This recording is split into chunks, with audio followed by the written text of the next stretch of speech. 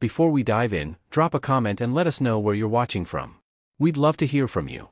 If you enjoy true crime stories like this, be sure to like the video, subscribe, turn on the notification bell, and share it with someone who'd love it.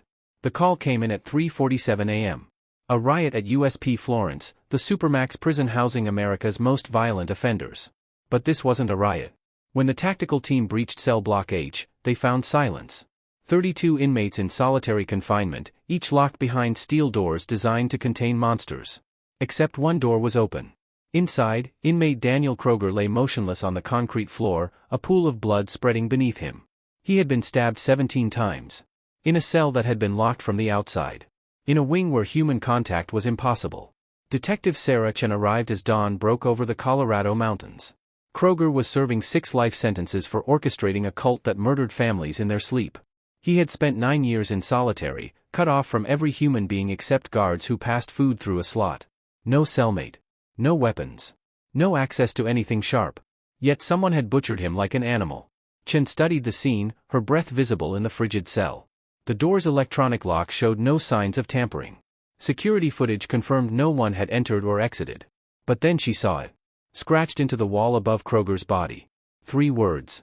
He deserved worse. The warden was a man named Howard Steele, 23 years in corrections, a face carved from stone. He insisted the facility was impenetrable. Chen wasn't convinced.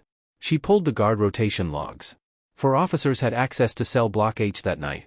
By noon, she had interviewed 3 of them. All clean. All accounted for. The 4th, Officer Marcus Hale, had called in sick.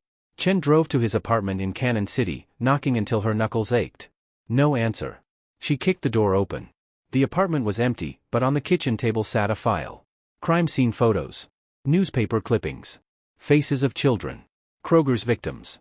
And beneath them, a handwritten note. Solitary confinement isn't justice. It's mercy he didn't deserve. Chen's radio crackled. Another body had been found. Cell block G inmate Victor Mendez, a serial rapist. Same method. 17 stab wounds. Locked cell. No entry, no exit. But this time, there was something new. A small puncture in the ventilation shaft above the cell, barely visible. Chen climbed up, flashlight in hand, crawling through dust and darkness. The shaft connected to a maintenance tunnel. And there, crouched in the shadows, was Officer Marcus Hale. Blood on his hands. A sharpened screwdriver in his belt. But his eyes weren't those of a killer. They were those of a father.